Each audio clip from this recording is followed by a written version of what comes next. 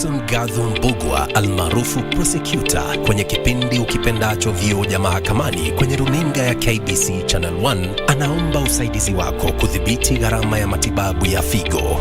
Jamaa na marafiki wameandaa mchango mnamo tarehe 11 mwezi ujao wa 6 kwenye ukumbi wa Charter Hall, jumba la City Hall jijini Nairobi. Waweza kutuma mchango wako kwa paybill namba 247247, nambari ya akaunti 777626. Gibson amekuwa mwandani wako na wangu kwa muda usiopungua miaka 40 sasa. Ni zamu yetu nasi tuwe mwandani wake wakati huu mgumu. Some people dream of success, while Good Morning Kenya is here to make that happen. Start your day with authentic updates that can make or break your day.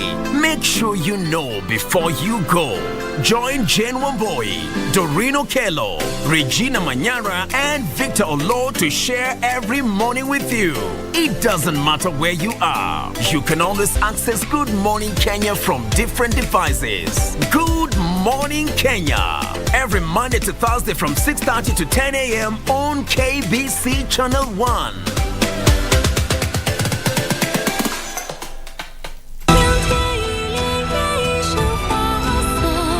What did you say? Does my father look that terrifying? He's the avian king and will rule the world. Why doesn't Lance just accept his offer? Get a closer look at the avian kingdom and pay attention to Sky's children. Master! The trials. Let's go.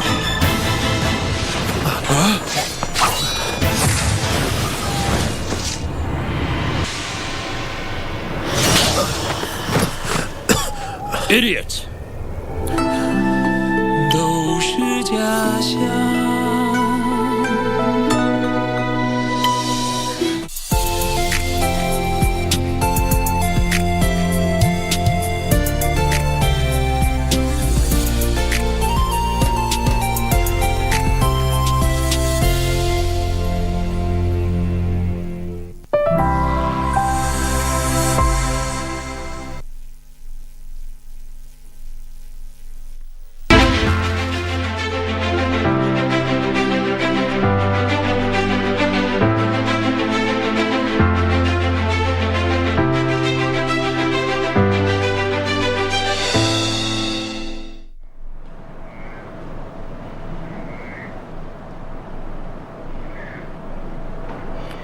Good evening and thank you for staying with us on KBC Channel 1. We are coming to you live from Fairmont, the Norfolk Hotel right here at Kenya's capital, Nairobi, for yet another episode of Kenya Decides, a program that seeks to every week have constructive conversations to help you and I make informed decisions when it comes to the next general election.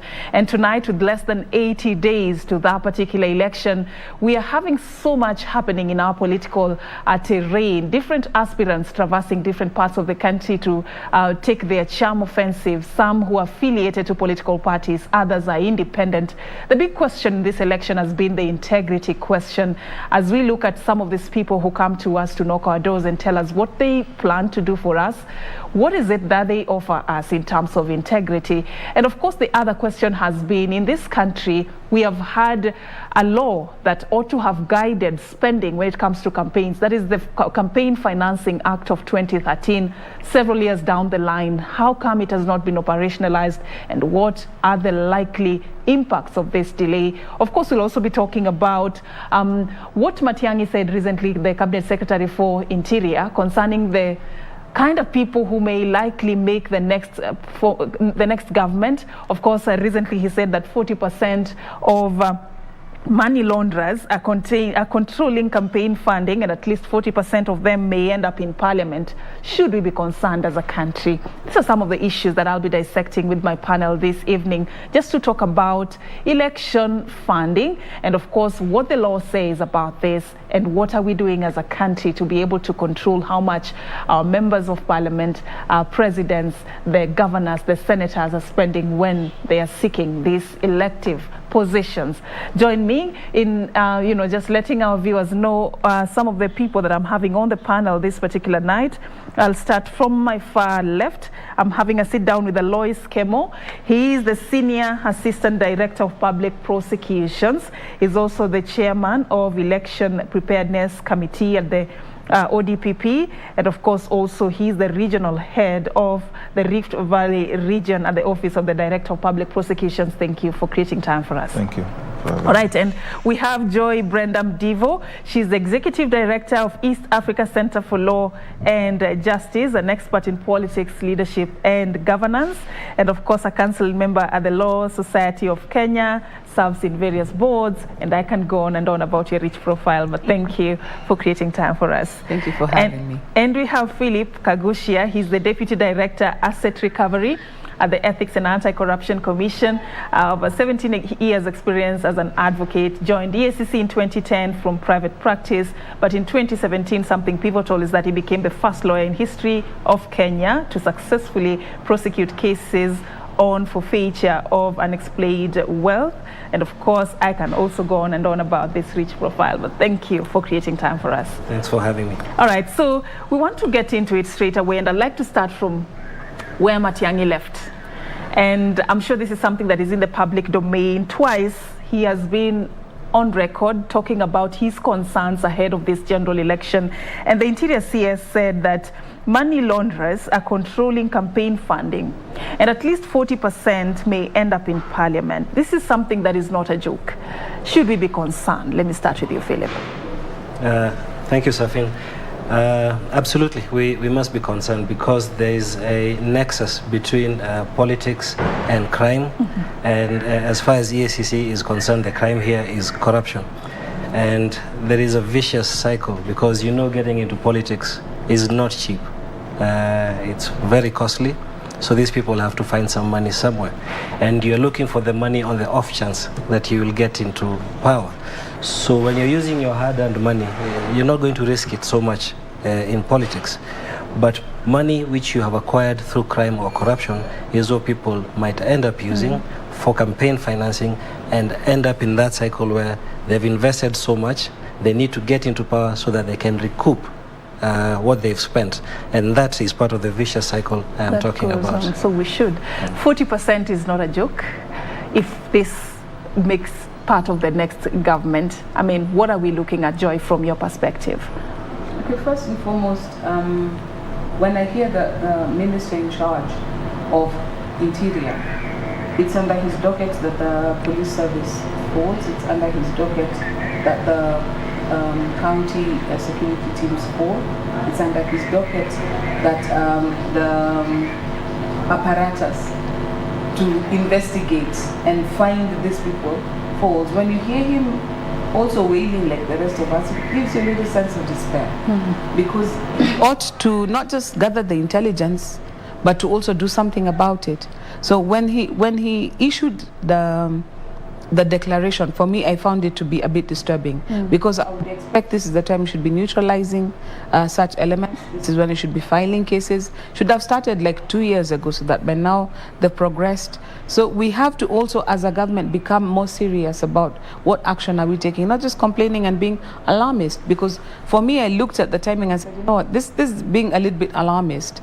But I wish we could say that was untrue, because what he said somehow rings true. Yeah. Because as Philip has correctly said, people don't use their hard-earned money and throw it away. When you see people spending money recklessly, it's probably because that was not blood, sweat and tears money. That was money that was a windfall from some other place. That means there's something wrong with our entire nomenclature. How do we make money to begin with? Why is it that accessing office, public office, that ought to be service, is actually somehow an investment? Why is it so expensive to run for office? I think as Kenyans, the conversations, therefore, is not what Matiang'i has said, for example, for now, is just giving us an opportunity to think. Why is running for office in Kenya as well like so expensive? Why should it not just be something simple? Why, I've said it before and I'll say it again, why do we pamper our politicians? Keep giving them more and more perks to make it more and more attractive. I mean, if you ukitaka kuacha umaskini na kona saba, you run for office. We need to have a conversation of saying, you know what, this is supposed to be service. Can we scale it back to service? All right. But unfortunately, that conversation has to go back to Parliament. But that's a discussion for another day. And his messaging has been very consistent. Just yesterday when he was addressing the who is who in business, he actually said that intelligence agencies are aware that politicians are extorting cash from prominent businesses in exchange for alleged protection in the next government. This was yesterday. And his messaging has remained on that same wavelength over time. And let's just like to, forward this to you, Mr. Kemo. Are you part of that intelligence? I want to assume you are. Are you reading the same trends as the CS is reading? I'm not part of the intelligence, but the issue is of concern and it is very disturbing. Yeah. And why it is disturbing is, if we start from the Constitution, the chapter that talks about representation, it provides that we should have free and fair elections devoid of any violence, improper influence or corruption.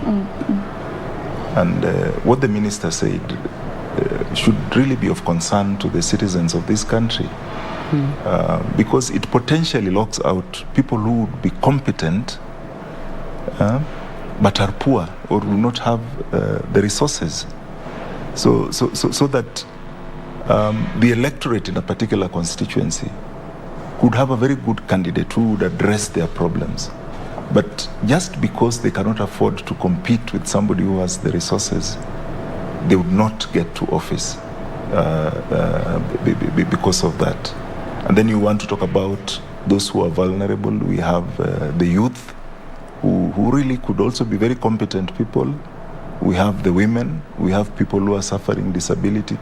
All these categories of persons stand disadvantaged when money becomes a factor in elections. That's, for me, the reason that it is so disturbing. Yeah. And I'd just like to pick up from where you've left. It's disturbing. And I just want to know the relationship between money and politics.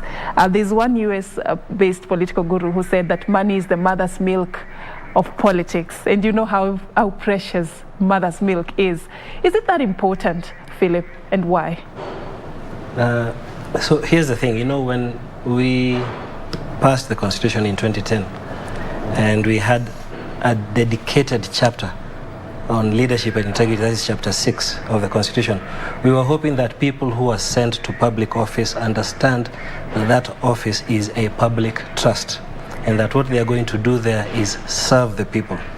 Unfortunately, it seems as if those offices have become places where they can go, to use your own word, to milk and get money out of it. And that's why it is no surprise, and it's really embarrassing, but we have people in very high offices in government. They're resigning those positions to go into elective posts. I think that at least 2 cabinet secretaries who have left their jobs to go and vie for elective positions. So what is it that is so appealing about these positions, that you would leave a high-profile job like that, heads of parastatals? And remember, these same parastatals are being used as the sources of the funds for campaign. I am particularly distressed by one case where a head of a government agency was arrested for receiving a bribe in December of 2021. He was charged in January. By March, he had been nominated, and by May, he was in Parliament. Now think about the kind of laws that person is going to pass when we are trying to enforce Chapter 6 of the Constitution. All right. Joy, just to add on that, this appetite for money, this importance that is attached to money when it comes to politics, and how it can propel you to even win an election, what dangers does it expose us to as a country? Okay, we must understand that there is a role for money in politics. So, for example, if you want to run for office and you're in a political party, you want to do nominations, for example. For you to do a credible nomination process, that takes money. You have to hire agents, you have not even agents, you have to get the polling clerks, the polling materials, so the money actually is needed for a credible political process. It's not something that we can run away from. But that is why then we have public financing that goes to political parties via the PPDT, via the political parties registrar, such that those essential functions that a political party must undertake to enhance democracy are funded by the public because it's for the public's good. But in Kenya, our financing and our spending is over and above what is, lack of a better word, normal. In Kenya, politics is a national sport. It is a national pastime. It's not even the politicians who determine, it's the wananchi who demand certain level of, liquidity when you come to campaign. Ask anybody who's running for office now. Their biggest headache is they know even if they go for a rally, they have to have bundles of 50-50 to give out after the rally. So Kenyans have also come to know the campaign period as a milking period, as Philip has said. You make money. This is the time to be rich. This is the time to be rich. How dangerous or disastrous is that? That's where I was headed. Because now what that does is what Aloy said earlier. It locks out good leaders because they cannot afford to do that. People of integrity, whose only source of income has been their hard work, you're not going to take money from your children's education fund to go and throw on a campaign trail, and it's a game of chance. It's almost like gambling. But we also have to remember what Philip started. Allow me to build on that. When we get low quality leaders who get into parliament, then you get low quality laws. And like we were saying off air before we started, the leadership and integrity chapter in the Constitution paints a picture of the kind of leaders we had in mind. Come to the Leadership and Integrity Act that's supposed to operationalize Chapter 6, then you realize the self-preservation that comes in. So for example, that provision that says that, yes, you can be charged, yes, you can have a conviction, but until you've exhausted all your appeals, then that cannot serve as a bar for you to run for office. It tells me two things. One, people anticipate that the process in the courts is not above board, and therefore it's possible to be convicted wrongfully. So it shows that distrust in our process. But two, what it also tells me is an element of self-preservation, that the politicians also anticipate that they will fall foul of their own laws, and so create little loopholes that they keep escaping through.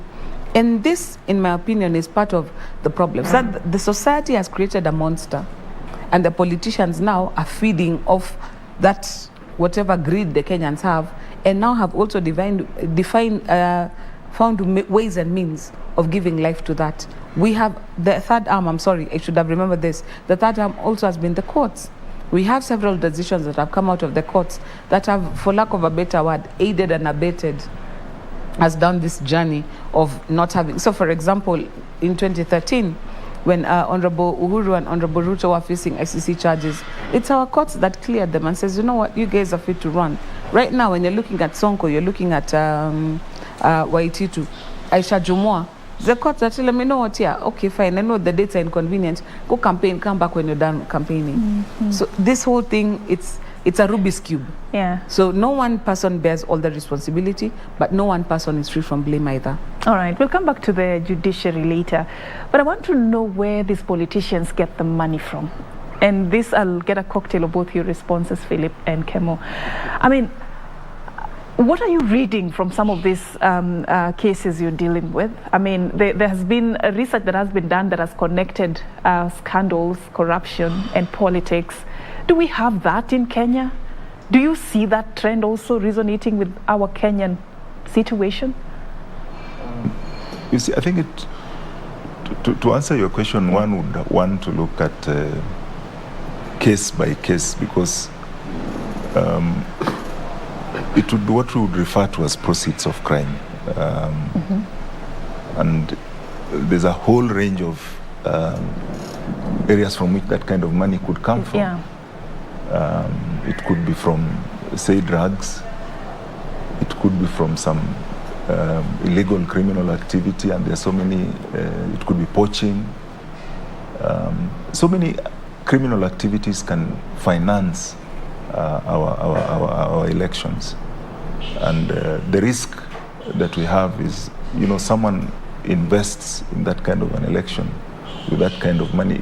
For me, it exacerbates corruption, because once this person gets into office I think the temptation to recover the money they spent is very high, and they cannot recover it from the pay they're going to receive from government. And so they have to find a way of recovering that money. So it's not free after all? It's not free. It's not free. The handouts. It's not free. And then the other thing maybe one wants to look at is, I think we are too cheap as the electorate sometimes. Because these people, they really demean the voters. When you hand out 50 shillings to an individual and you expect him to sell his vote, something that could change his life forever, you know, and just for the cost of 50 shillings, what are these people speaking about the electorate? They really look down upon, and I think there's a need for a lot of sensitization of our people, so that they understand what is at stake. Because sometimes I think they do not understand what is at stake. People have to be proud of who they are, and be ethical and moral about how they make their decisions. All right. Philip, money laundering, extortion of business people, and promising them to protect them once you're in government. These are some of the sources of wealth that the Interior CS has cited from what he reads. I mean, what is it that you see? Where are they getting this money from where you sit? All right. Well, from where I sit, you know, Kemo is a consumer of my products, because when the Ethics and Anti-Corruption Commission conducts investigations, it does make recommendations to the DPP, and the DPP prosecutes. And for me, there is no great mystery at all. And the best example I can give you is that as we are seated here and speaking, we have 9 governors in court on corruption charges. And this represents about 20-25% of all governors in the country. That's a very high percentage, and that's probably only because we are limited by resources to respond to every report that we are receiving. And the amounts involved are colossal. There's one particular county in the former Nyanza province where the amount being discussed is approximately 2 billion. You can imagine what 2 billion would do. Until a few years ago, 2 billion was the entire budget for either the EACC or the DPP. That's a lot of money. So we are seeing these cases, we are taking them to court. But allow me to mention just one thing, and this is in connection with what Kemo says about the 50 bob and the demeaning of the voter. EACC's mandate isn't just what people see, which is the enforcement side of it, because we combat and prevent corruption. And that's done through law enforcement, education, training, public awareness, as well as the promotion of ethics and standards. Now, when creating public awareness, it's appearing on forums such as these and letting people know that some conduct is unacceptable. And there's people you can report these cases to. In a previous life, before I went back to legal services, I was in communication, and we had a very good slogan where we were talking about the example of 50 bob. 50 bob or 5 years of pain. You know, these are the kind of messages that we need to be sending 50 out. 50 bob or 5 years of pain. 50 bob today or 5 years of pain. And one message EACC has been reiterating, especially our CEO, Major Twalib Barak, he keeps saying that the citizen has a role to play. Okay? And the role of the citizen is, if the laws are falling short, they're not giving us the teeth to bite, there is one place where the citizen can take action and there is no recourse, at the ballot. So it is upon us to educate the public, to sensitize them, to let them understand that this 50 bob is not going to take them anywhere, and they can vote leaders with integrity and lock out the guys who are thugs. And just to summarize on one issue about using this money proceeds of crime to run for elections, you lock out viable candidates, decent candidates, but at the same time you open the back door for very sinister characters. Indeed, it could even be a foreign force which is financing your campaign, and at some point in future you're in a position of power. So it's really complex, and I'm just happy to mention, because I think we were in a case together with the DPP recently, the courts decided that EACC can also investigate and recommend charges for money laundering. Previously, that was unclear, but as of March this year, now that is settled. Yes. Just to stay on that matter a little bit, does it mean that the politicians have ways to outsmart the system and the structures? Because for them to even afford to use money from illegal means to campaign their politics and political activities, what are the loopholes that allow that to even happen? You have to understand that these people, we treat corruption as a white-collar crime, okay? And it seems all clean because it's usually budgets, tenders, procurements, and so on and so forth. But it's still crime. It is still crime. And criminals are in almost all jurisdictions ahead of law enforcement because they don't sleep. Hawalali, they're busy coming up, inventing new schemes to steal. For example, when we were able to hit them on procurement, failing to follow procurement procedures and charge them, they are now budgeting for the corruption. So you have whatever entity they're in charge of, whether it's a county, whether it's a parastatal, they have factored in what they're going to steal in the budget because that is where we used to get them.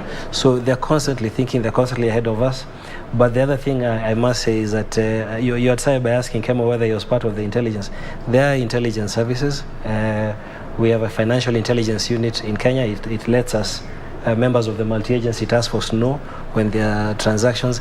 And in that way, we are able to mitigate what it is that these criminals are doing. Let's just call them criminals because that's what they are. All right. Joy, I mean, what does the law say? Ordinarily, where should politicians get their funding and how should they spend this money? How is that controlled within the law? It's a very elastic question because even how our campaign financing laws have been set up, you can tell that it was set up with elasticity to allow people to have flexibility in terms of, for example, where to get the money from. So we remember that there was a deadline by which they could not engage anymore in fundraising for the campaign, but there is nothing that stops somebody from contributing in kind to a campaign. And so right now, if you're within the political circles, you will realize many of the people who are now campaign financing are no longer sending cash, it's coming in kind. It's setting up the rallies or giving vehicles or doing whatnot, and this is a gray area in the law.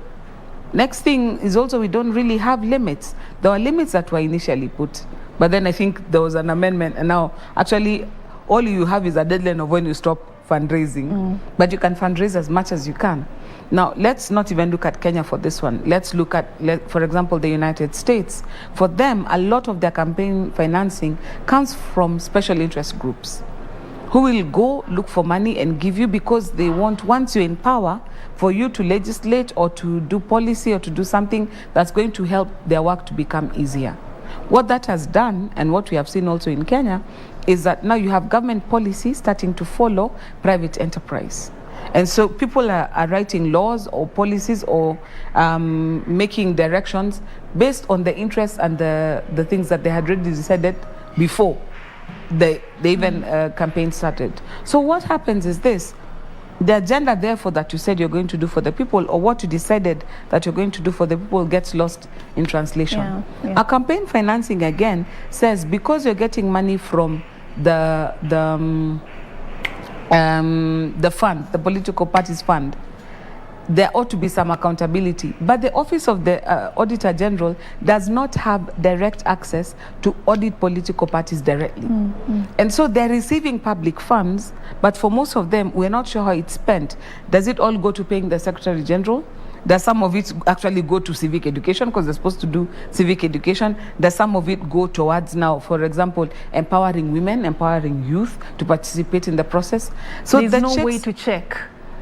It's very loose, such that if the Auditor General decides that she's going in to check, she sort of has to use fiat. It's like, you know, she's barging in. And if somebody decides they're going to court and they're filing a petition, she'll probably be told, leave that to the political party's registrar, who does not have the capacity to do the same. So we're in a space where I think this is a growing area in law.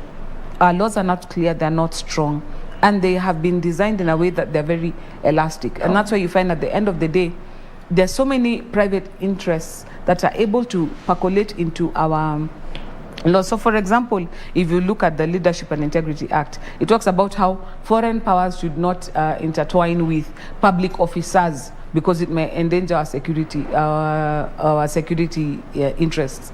But now the problem is this: when that happens, what's the recourse? The Leadership and Integrity Act is sort of, you shall do your best not to get entangled. And it is often about the end result, exactly. Like what do you do? So the Campaign Financing Act, the Leadership and Integrity Act, even the Penal Code, all these laws, that the anti-corruption laws, we need to start just tightening and buttoning them up. All right. And I think part of this also, the challenge goes to not just my brother sitting here, but institutions like the Law Reform Commission. We have to start looking for ways, the Law Society of Kenya, we have to start looking outside Parliament to make strong suggestions, because our laws sometimes are not fit for purpose. Okay, thank you so much, Joy, for that. And we'll just be picking up on that particular note, the laws, and what is it that we have done as a country to ensure that these laws work for us. We'll be talking about the Campaign Financing Act of 2013. When we come back from this particular break, to stay with us, we are talking about election financing tonight. This is Kenya Decides.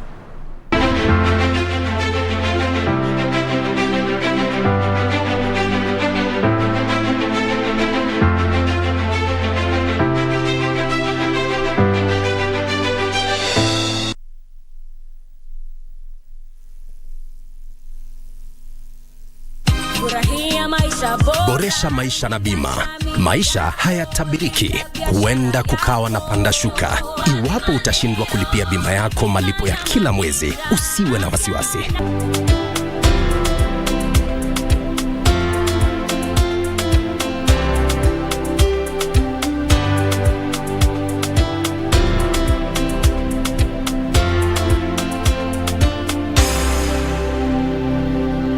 Pata bima ili kuhakikisha yote yatakuwa sawa.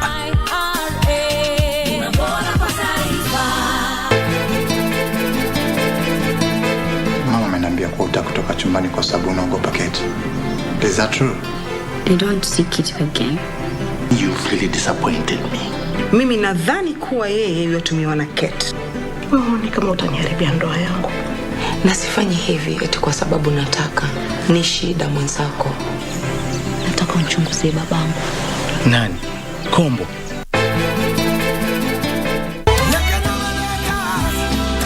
She's the lady who is going to Do this. Calm down, Julieta.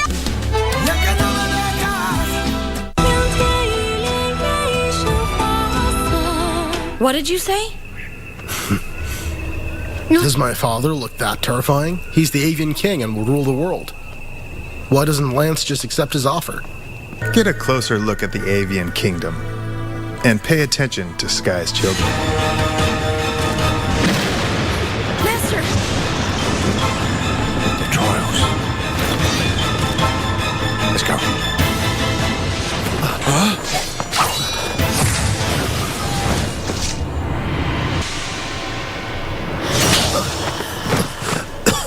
Idiot! 都是假象。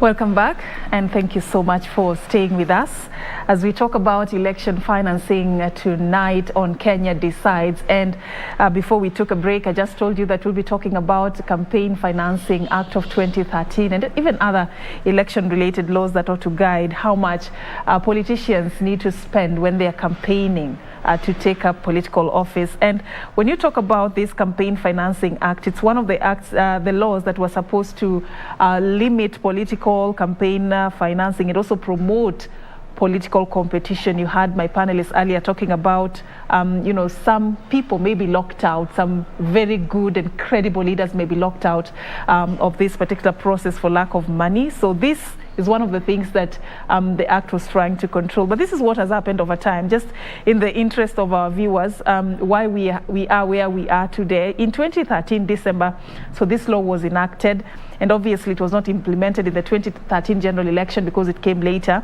So in December 2016, Parliament rejects a draft of regulations on this particular act, partly because they say these regulations were presented late. They were presented in July 2016. And in January 2017, the law was deferred to 2022 due to delays in enacting the regulations to implement it. So August 2017, we go into an election without regulations in place to control how much members of parliament ought to spend. So it was open. March 2020, IEBC and the Justice and Legal Affairs Committee discussed several proposed amendments to different election laws, the Campaign Financing Act of 2013 included. August 2020, IEBC submits to Parliament proposed amendments to the Campaign Financing Act of 2013, amendments that are still pending less than 3 months to the August polls. So 9th August 2021, according to the requirements again, IEBC gazetted the campaign spending limits. There was a heated debate about this. And 11th of August 2021, Parliament's Delegated Legislation Committee nullified these regulations. So we are still at a point of we do not know what's the way forward when it comes to this particular act. What do you read from this chronology? Let me start with you, Kemo. I think that chronology just speaks to what do you read? What's the deeper, what are you reading mischief. From what is happening between IEBC, Parliament, back and forth since 2013?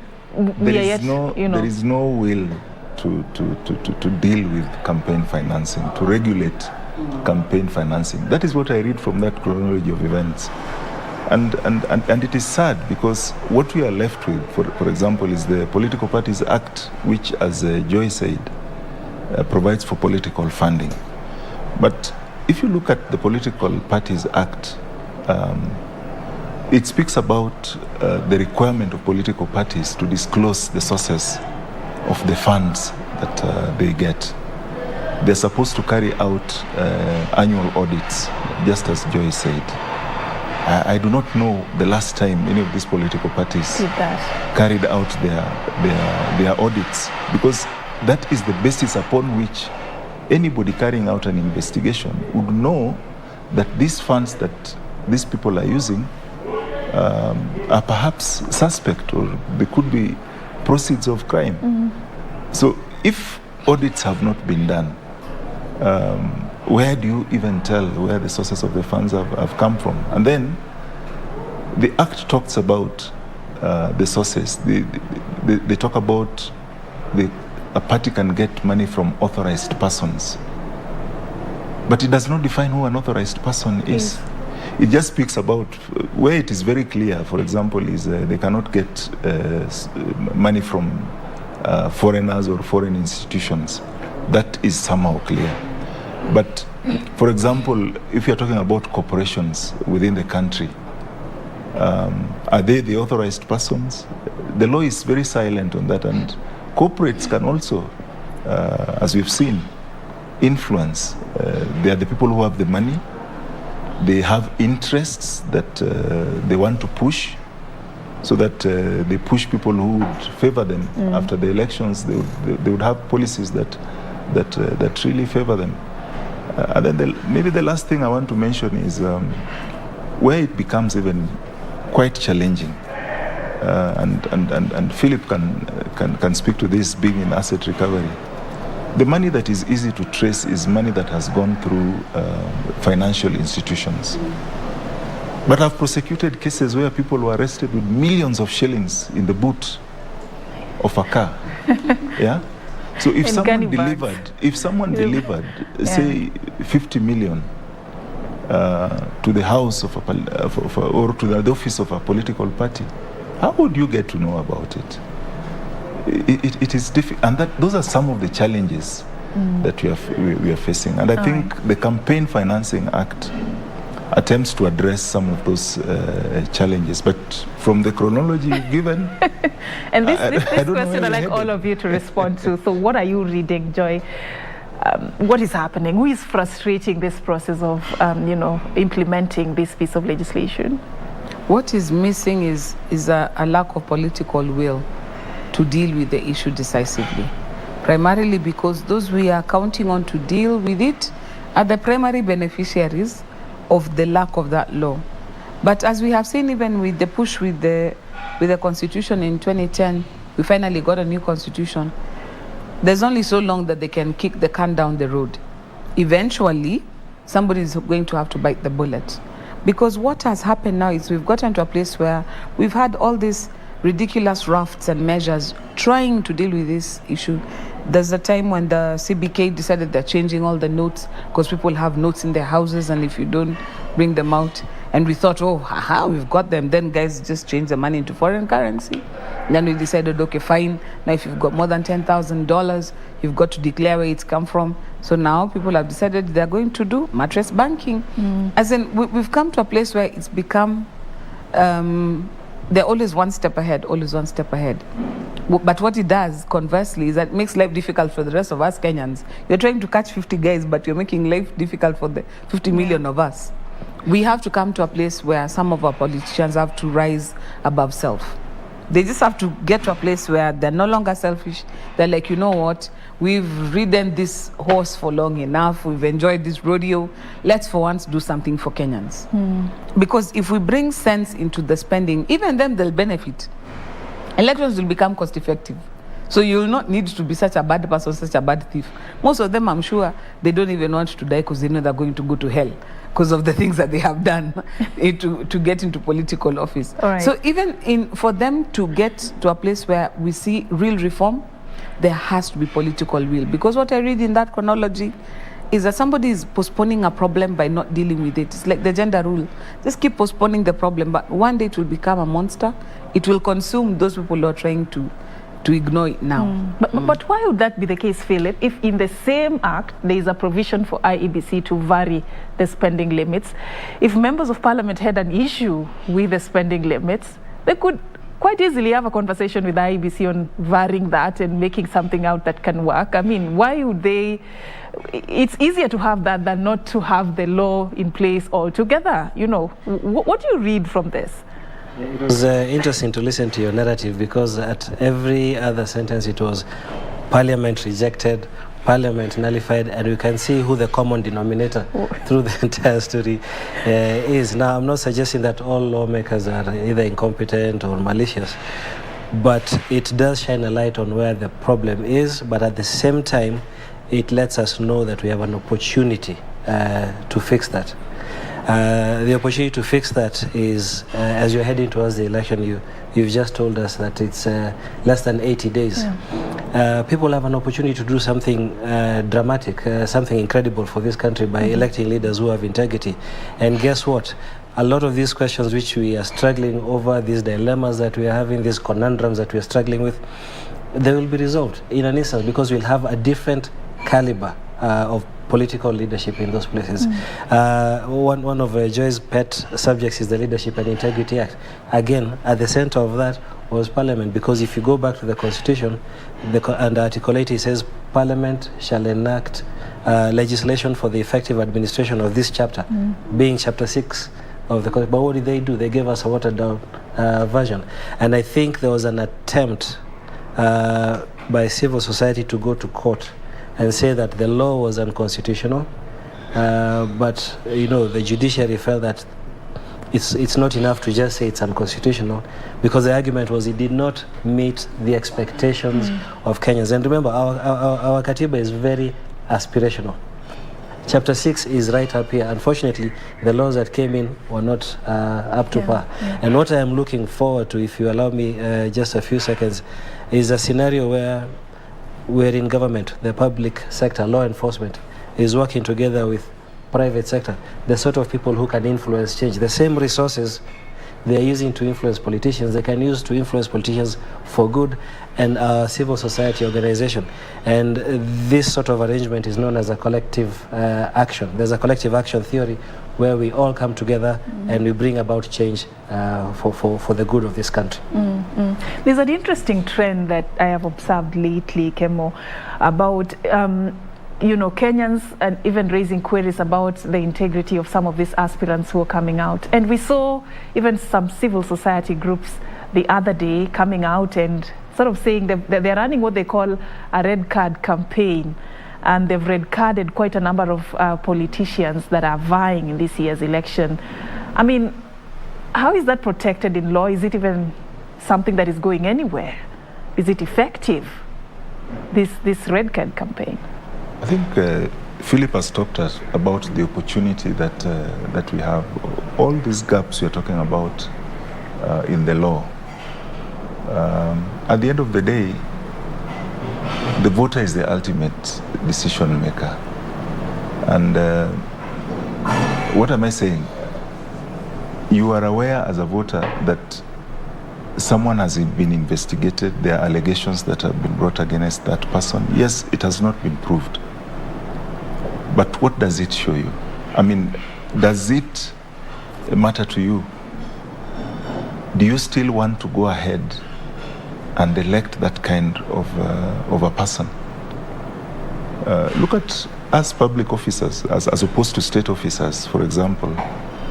If a public officer is suspected of committing any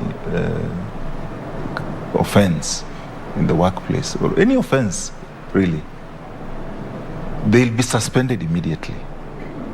But what happens about these people that we're talking about? Yeah, but is it backed up by any law?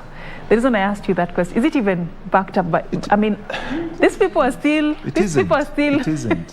innocent until proven guilty. So when you red card them, is it effective? And so that is the only option that, let us sensitize people I mean, we have so many clean people around. Allow me to jump in over there and be the devil's advocate a little bit. I talked earlier about the fact that the Leadership and Integrity Act, when it talks about until all appeals are exhausted, there's the angle about not trusting the process to be credible enough and for it to be part of the problem. We have to come to a place where the war on corruption is not weaponized. It's not used as a political witch hunt, as a political tool. Because we are coming from the days of Moi, when the court system was actually used to lock out political nemesis, to paralyze those who you do not want to progress. And so we have seen the law enforcement agencies and the law being used as a means of settling political scores. Our judiciary has to start rising above that reputation, where the process can be above board and can be trusted, such that if somebody is taken to court and they're actually found to be guilty, we can trust the first conviction. We don't have to wait until it goes all the way to the Supreme Court, but we should be able to trust the first conviction.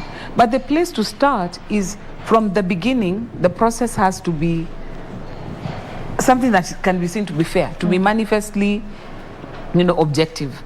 I've worked in the legal system before in my past life, and I've seen innocent men suffer on trumped-up charges that legally can sort of be proved. Because as a lawyer, if I want to find something to pin on Kemo, I will find it.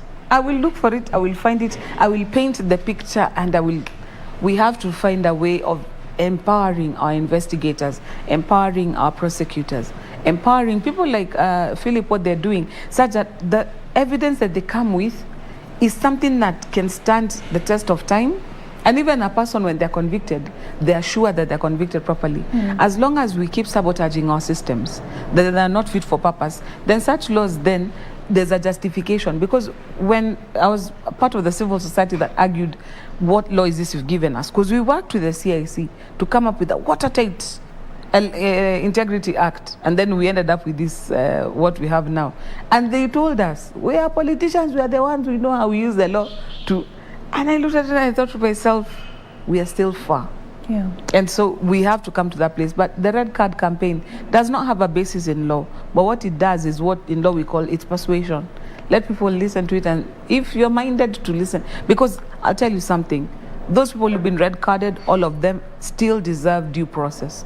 If we look at it strictly as lawyers, they deserve their day in court, they deserve to be heard, they deserve to defend themselves, and if found guilty, they deserve an appeal if it is available to them. But as a Kenyan now, you are not a court of law.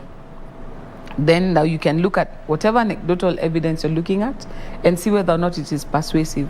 But moving this conversation forward, I still look forward to a day when our politicians will be selfless enough to pass laws for good and not for their own self-preservation. Because once we get there, indeed, you might fall foul of it, but what you do is secure your children's future. And I hope that we get a breed of leaders who think like that. Philip, just to come to you, I appreciate the revolution that this country has, is currently experiencing, especially in the war against graft. So many cases are coming up, so many things Kenyans are finding out that probably initially we were not exposed to that kind of information. Many people have been implicated in so many of these cases, some big fish, for lack of a better term, and we appreciate that vamped up war against corruption. But the cases are like this, but the convictions, what happens in between? I mean, we just have so many of them, but then the convictions, what is the problem? Serfine, as an advocate, I deal with evidence, and I would challenge you about the evidence in terms of the number of convictions. So let me give you an example, and we should also touch on what Joy has mentioned. Our concurrence rate with the Office of the DPP is at over 90%. So for every 100 cases that are forwarded to the DPP, over 90, the DPP concurs with over 90 of those cases, which tells you about the caliber of investigators and the quality of the investigations and the recommendations that have been forwarded to the Office of the Director of Public Prosecutions. Now, thereafter, when we go to court, if you look at the numbers, and the numbers are available on our website, and in our statutory reports, the conviction rate is actually 63%. Okay, it's not bad. And what we are hoping for is a day where we'll get to the conviction rates in developed countries. But the context is everything.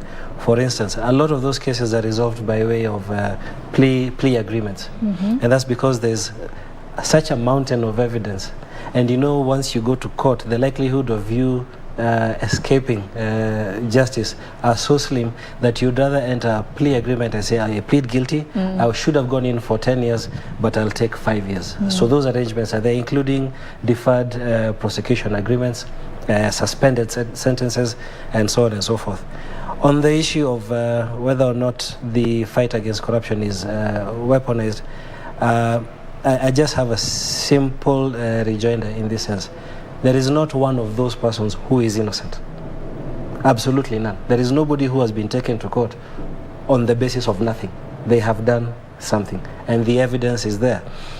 But just to give you an illustration of how tricky this is, because it might be a perception issue, we have a sitting MP who is a convict. He was convicted to 67 years imprisonment.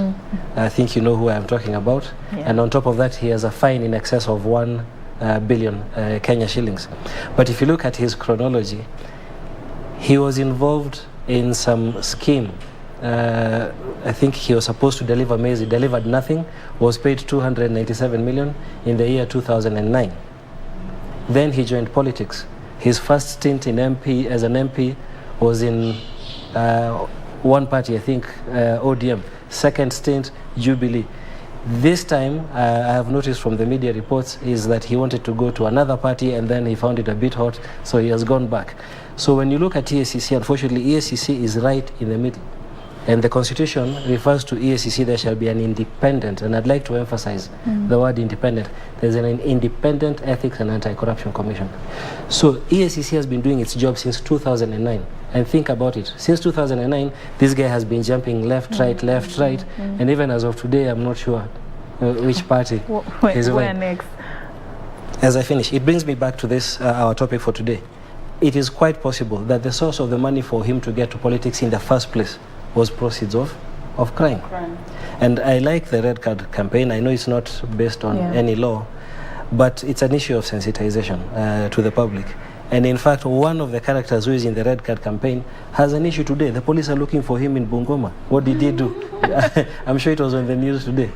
Okay? So the Red Card, it comes in, it fits in seamlessly with the work that we're trying to do. All right, because what I've asked him also touches on your docket. I would just like you also to have the privilege to add on to that. I mean, what is happening when it comes to convictions? Do you share the same sentiments of optimism and, you know, a progressive journey when it comes to this? Of course, as we prosecute all criminal offences. And I share the same sentiments with my colleague from EACC. Our concurrence rate is very high. But overall, if you look at the ODPP, I think it is over 85% rate of conviction. And policies have been put in place, key of which is the decision to charge policy, which will really enhance our effectiveness, because we are looking at the thresholds that need to be considered. We are looking at the evidence, the sufficiency of evidence, the availability of the evidence, how reliable is that evidence when you're going to come to prosecute. We look at the public interest after you've been satisfied that there is sufficient evidence. You then look at what is in the wider interest of justice and decide. And then, of course, there's also the third test is the threshold test, where sometimes an investigator tells you, we have this evidence. It points to, you know, the guilt of this person, but there's still some outstanding evidence, which please give us time, we will be able to. So with that decision to charge police, which I think is very transformative in prosecutions, because I've been prosecution for over 20 years, I think we are going to see more convictions going forward. The other thing we are going to be doing is enhanced collaboration with all the investigators, more use of the multi-agency forum that we have, as Mr. Kakbusha talked about earlier, where we can then sit down as prosecutors and guide investigators, not direct them, but guide them, discuss the weaknesses in the cases, what evidence we need to get. And with that kind of arrangement, I'm very optimistic about the future that will drive all these criminals out of town. Yeah. All right. So as we're just about to wrap up this conversation, I want you to talk to that most important person in this process, and that is the voter. When all this fails, are we helpless? I want to give you all a chance to just address that person in terms of what is it that should guide them in making the decision on who to elect in this coming election. I'll start with you, Philip. You are running a campaign on just empowering the masses and creating awareness on some of the issues that we've been discussing tonight. What is that single message that you'd like the voter to know when all this fails? What is it that they should do for themselves and for their future? Yeah, and allow me to start by saying that the efforts the EACC has made have not been in vain, and we are seeing the evidence in the number of cases being filed by individual citizens challenging the candidacy of some people, especially those who have been impeached. You're aware there are two matters involving the former Nairobi governor. There are two matters in Mombasa. There was one which was filed in Eldoret. There's two more here in Nairobi. So that tells you that there are few people to whom the message is getting through that they have a role to play. And that is one manifestation of somebody taking it upon themselves to do something, to go to court and get an interpretation. If someone has been impeached, how are they going to be allowed to run again?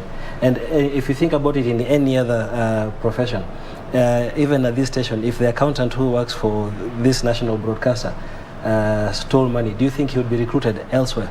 It's really as simple as that. So the work that we've done has not been in vain. The people of Kenya have an incredible opportunity on the 9th of August to vote in leaders with integrity, and at the same time to lock out people who have ethical issues. Joy? For me, I think my call to Kenyans is these politicians come from our society. And I always like taking the blame, for lack of a better word, the blame back to Kenyans, is because these people are our brothers, our sisters, our mothers, our fathers. I mean, we are the same guys who somebody sends you an M-Pesa by mistake, and what you decide to do is to withdraw immediately so that they cannot get their money back. We are the same ones who will water down the products. Today I saw the picture of a loaf of bread it's almost 100 grams short. Our society in itself manifests, it oozes, it sort of feeds off corruption. We have to start a self-cleaning mechanism where as a society we find corruption abhorrent. And that way we can hold leaders to account because we ourselves don't stomach it.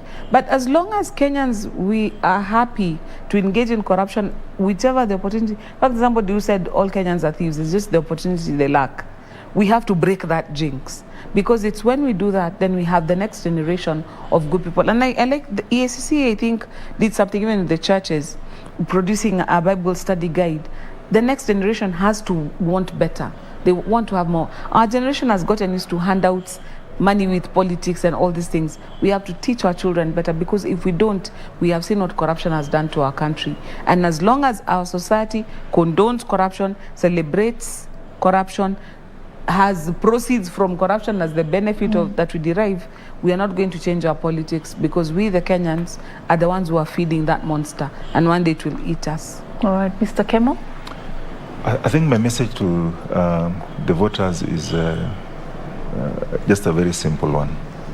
We have institutions in the country charged with the responsibility of investigating and prosecuting some of these cases that we are talking about. And I think I would urge the voter, number one, not to be pessimistic. Use any avenue you can to communicate to these investigative agencies, to the ODPP itself, because the DPP has the mandate of directing investigative agencies to investigate any criminal matter when it is brought to his attention. And we have a way in which we work so that even if you forwarded a complaint to EACC and maybe they felt it doesn't fall on their mandate, they can still refer it to the police or any other institution that has the mandate to investigate that matter. And then I think as ODPP, one of the things we are going to do in the next few weeks is to begin sensitizing through forums like the one you have provided for us today, the radio, media, and we intend also to do community dialogues in some of those areas which we feel will be hotspots.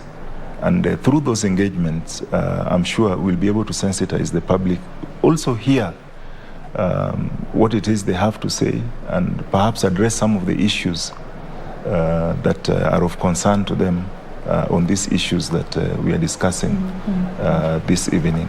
Right. But ultimately, I think the decision is theirs.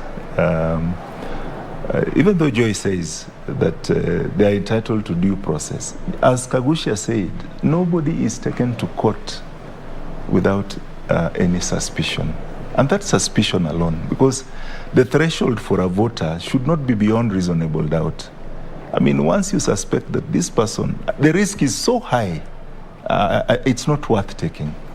If somebody is in court, I think you better let that process end before you can consider imposition of leadership. They prove their innocence. Yes. Before because you give them a chance. We don't lack. How many years will that take, though, considering how these court cases take long, to conclude? They take long, but I think we are seeing a lot of changes. All right. And All right. Thank you so the much. will... A very quick question. This one I'd like for you, Mr. Kagusha, to respond to. Do you feel that sometimes the electorate exerts pressure on the politicians to acquire this ill-gotten wealth? Not necessarily pressure, because the politician has a decision to make whether that is the right thing to do or not. What I fear more is the normalization of this corruption in politics. It has become so normalized that if you go for a campaign, as Joy was saying before, people almost expect that they're either going to give money, and in turn the politician expects that he should have money to dish out. But everybody is susceptible to the same things. The pressures that a criminal undergoes through are the same pressures a corrupt person undergoes. There's the opportunity, there is pressure, and then you rationalize it afterwards. Those things everybody is susceptible to, even us ordinary human beings. That's why when we say the Lord's Prayer, what do we say? Lead us not into what? Temptation. Yes. What a way to end it. I don't want to dilute that. Thank you so much. Philip Kagushia, the Deputy Director, Asset Recovery, Ethics and Anti-Corruption Commission. I was also having a sit-down tonight with Joy Brenda Mdivo, the Executive Director, East Africa Center for Law and Justice. Thank you, Joy. And of course, also Alois Kemo, the Senior Assistant Director of Public Prosecution. Thank you, Mr. Kemo, for creating time for us. And that's all we had for you on Kenya Decides, as we're talking about election financing, the loopholes. What is it that we need to do as a country to be able to seal those loopholes? Let's vet and see where these politicians are getting their money. Before you accept that 50 bob, are you ready to negotiate that with 5 years of paying? That's what Mr. Kagushia said earlier. That's how we wrap it up. Thank you so much for watching. Signing out from the Fairmont Hotel right here, the Norfolk Hotel right here in Nairobi. My name is Serfine Achieng. Ouma, it's been a pleasure. Have a good night and God bless.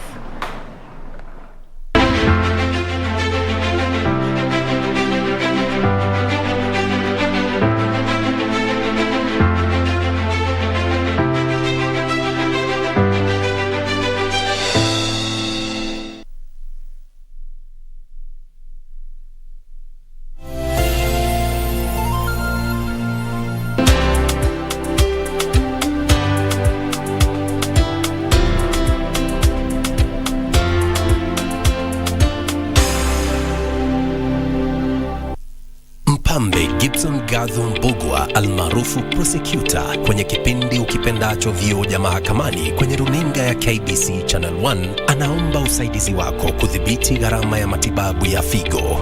Jamaa na marafiki wameandaa mchango mnamo tarehe 11 mwezi ujao wa 6 kwenye ukumbi wa Charter Hall, jumba la City Hall jijini Nairobi.